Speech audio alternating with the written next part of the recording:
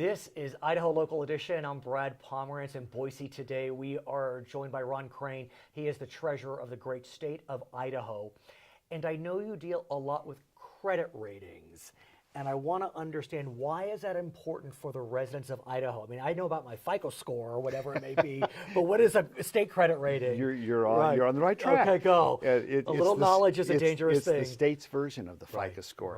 Right. You know that if you're going to borrow money, your FICO score becomes very important to you as far as the interest rates you're going to pay and the loan that you're going to get.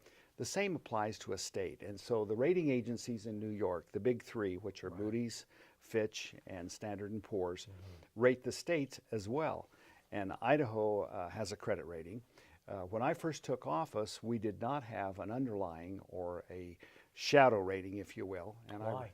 I don't think it had ever been requested. Now we got an annual rating on our tax anticipation notes, which are one-year notes. Idaho has a prohibition in their constitution against long-term debt. Oh, really? Yes, but we do have short-term debt, which gets us our cash, manages our cash flows. Which is not out of the ordinary. No, many states do this. Of course. And what we do is we pledge the fourth quarter revenues as collateral against those notes, and we get the top rating every year, the AAA. And that's the key, because just like a consumer who buys a home, if your FICO score is under 700, you're going to pay a higher interest rate. You're exactly right. And so if Idaho's credit rating is A instead of AAA, right, you're going to pay more in interest costs for that borrowing. We always get the AAA on our tax anticipation notes because the borrowers know they're going to get paid, or the lenders know they're going to get paid back from Idaho. And so the rating agencies recognize that and they give us the AAA. Now the underlying rating, or the shadow rating that the state has, that I requested early in my administration, my first year actually, came in at a AA3. How's that? Is that a good rating? That's a good rating to start off with. But not great? But we have since worked on that, and we created a credit rating enhancement committee, and we went to work on how we could improve our credit rating. We could come up with a debt management plan, for example. We could come up with a cash flow plan so that the rating agencies could see that we're planning not just for 1 year at a time, but we're also looking out into the future. And that helped us to bump that rating up to a AA2, and then ultimately to a AA1, which is one notch below the AAA. And the AAA won't happen to Idaho because we don't allow long-term debt, and our per capita income is a little too low. So how much does Idaho save because its credit rating is so strong? Could you quantify it as a percentage? I could tell you that every bond that's issued by a school district, by a hospital district, by a taxing district, by the Idaho Building Authority, by the Idaho Housing and Finance Association, by the Idaho Bond Bank, gets premier financing and low interest rates because of that credit rating. So we're talking millions of dollars that taxpayers have saved on their property taxes that service that kind of debt. Which is critical. Bonded indebtedness. So I have a daughter, she's about to be 15, another daughter who's about to be 13, 9th and 7th grade, starting to think about college. And college is expensive. It's very expensive. You tell me. Fortunately, I've had some kids go to college. Of course, and you've got 12 grandkids on their way. Fortunately, we thought about it early, and we set up what's known as 529 plans. Idaho has one. Idaho has one that has been wildly successful. That is correct. 15th year. That's right. Over 30,000 folks, over 37,000 folks have signed up. The families, 37,500 families.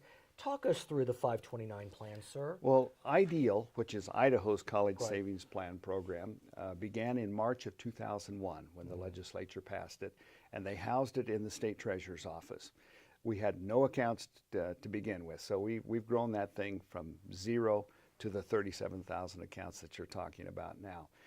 But Idaho allows a tax break to people that donate to that account. So for every dollar that you put into that tax savings account, you could deduct that off of your Idaho income tax up to $4,000 if you're single, or $8,000 if you're married and you file jointly. Is that common in other states? Yes. It is? It is common. Idaho is very generous with their tax deduction, but it is a common practice. Now, does one have to be an Idaho resident to participate in Ideal? No, you could participate, but you're not going to get the tax deduction Right. because you don't pay Idaho taxes. But I understand that certain people will shop 529 plans in other states because they may have better returns. That's correct. Is that accurate? That's correct. Okay. Better returns and lower costs for administration costs. Exactly. 'Cause Those are I two think keys. My plan is not a California, is not a plan for for my home state as an example. Okay. I want to talk about what this means for students because you've done studies on this, and the studies are clear. For students whose families have set up 529 plans, how much more likely are they to attend college? Much more likely. And the thing that's interesting, Brad, is that we know for a fact that a student that attends college and gets a 4-year degree will earn $1 million more in their lifetime than a student who just completes their high school education. That's a lot of money. I was reading some of your literature online. Apparently, a student whose family has a 529 plan in Idaho is 7 times more likely to attend college. That's correct. 7 times. That is a massive number. And in this era, how critical it is. It's your gateway to getting a position, a job of some type, almost a part of your interview, if you will. And the thing about that we've done that makes it so attractive is you have the wonderful tax break on the front side of the program, but then it grows tax-free at the federal level while it's earning interest. And then when it's pulled out to be used for college expenses, the beneficiary pulls it out, it's tax-free to the beneficiary. So that college student that pulls that money out of that 529 plan and uses it for tuition or for books or for whatever those college expenses are that are allowed by the IRS, and now laptops are allowed, they get that money tax-free, so it's huge. So my question is, how do we set up a 529 and who can set them up? Can Grandpa Crane set it up for his grandchildren? He can. Right, that's what I He understand. can. And it's very simple. You simply go, in Idaho, you simply go to idsaves.org. Right. And less than 5 minutes, you'll have your account set up. Brilliant. And start putting money in. Now, you can open one of these accounts for as little as $25. Or if you're on a payroll deduction, like you work for Micron Technology, and you're on a payroll deduction plan, you can open it for as little as $15. Brad, that means anybody can afford it. It's not just for the wealthy, it's for everybody. And you know what?